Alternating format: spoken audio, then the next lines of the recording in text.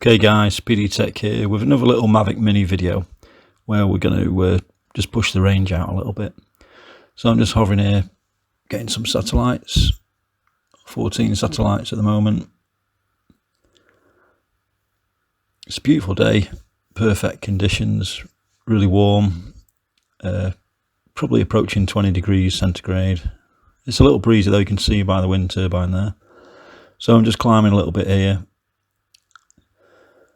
Probably over 10 miles an hour winds, to be fair. So we're going to go for that gap in the trees again. Just tilt the camera down slightly. The EV value is locked in, so it's looking good. And I'm going to push forward now. So again, the telemetry is in the bottom left corner, so watch that. And you'll notice the compass indicator, the bottom centre's completely wrong. It's indicating that the drone's behind me. I think that's something to do with the way when you turn it on, the drone's got to be in front of the controller. I had a bit of an issue calibrating the compass as well. It took me about 4 or 5 attempts to calibrate the compass. I'm guessing because there's a lot of metal underneath that concrete, so that was probably affecting things.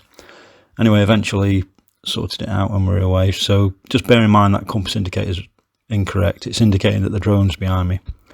So the wind's coming from behind me, so I'm going with the wind, which is not great, not ideal for taking your Mavic Mini out any distance, but bear in mind it's just over 10 miles an hour, so it's well within its spec, what it can cope with. You can see it's coming from behind me, crossing me from my right over to the left, basically. So following this path out, you've got the railway track curving towards the left there. So I'm going to cross this track at an angle, just going straight out through that gap in the trees. I've got a good line of sight.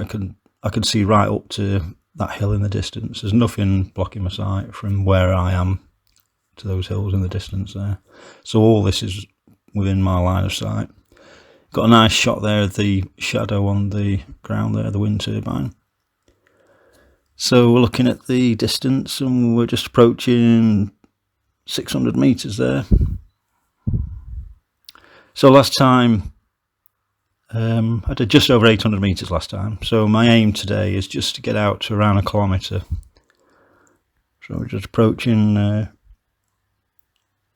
just pause the drone here just to make sure I've got good signal. The signal bars at the top indicate I've got good signal, but if you just move your drone left and right, and if you get a nice smooth movement with no jerkiness, then you've got a good signal, good control signal, good video feed signal rather. So I'm just testing that now, just moving the drone, and you can see it's fairly smooth. There is an odd jitter there, just an odd little jitter. So that's a good strong video signal I've got. So I'm just looking back at the bridge where I am. The sun's over in that direction, so you get a lot of lens flare on the screen. I need to get some filters at some point. So a nice, good, strong video signal there. It's nice and smooth. You can see the river there. Just a little bit jerky, but we've still got good signal. I'm not concerned too much about that. So we're going to point the way we're going. I'm just checking that. There's a lot of glare on my screen that I'm looking at on my phone. It's difficult with the sun on it. So I found my heading and I'm pushing out again. So we're coming up to 800 meters there. So we're passing where I got last time. We've still got good signal. What are we, about 39 meters? I get a weak signal there, look. But I don't think that's nothing to be concerned about really. We've still got good signal bars at the top next to the satellite indicator between the battery. Still got a good battery. And we've just passed 1,000 meters. So I'll push it a little bit more, just see where we get. There's a little track there below us coming up. And I get to 1100 and I think my heart starts pumping a bit here, and it's like sending your little puppy out on across the field. It's a bit scary. I've got a lot of money invested in this, a lot more than,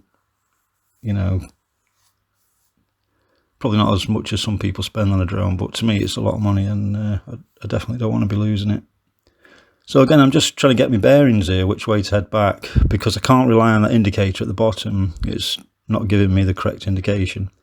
So I'm going slightly the wrong way here. I've just seen the wind turbine over to the left, so I know I'm just slightly to the right, but you can see the bridge there in the distance.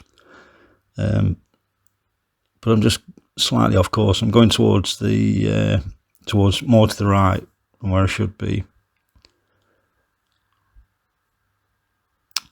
So once I see that path, then I know I'll start to pick that up.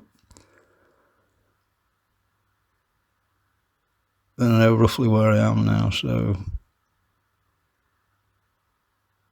you can see I'm just making little adjustments, just moving it to the left a little bit. But I'm a little bit further to the right than where I should be, really, because I'm sort of heading towards those trees rather than the gap. You can see the gap in the distance.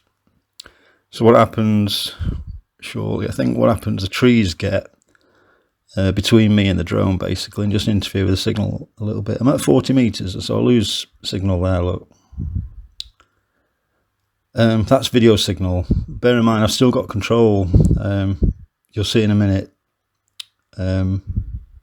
My FPV feed freezes, but my actual control signal I'm pushing forward is fine. I'm still controlling the drone, and when it unfreezes, I'll be further across this field, up to the path almost.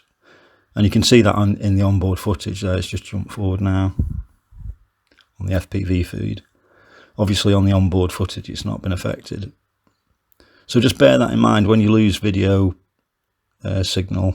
You still got control signal, so whatever you do on the sticks, the Mavic Mini will still move around. So just bear that in mind, guys.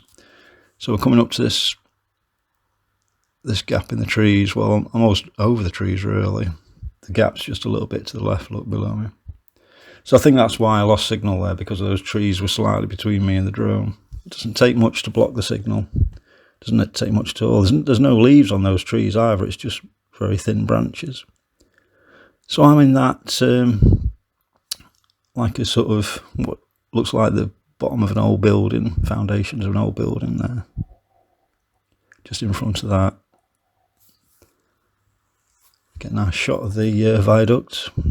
It's still flooded there.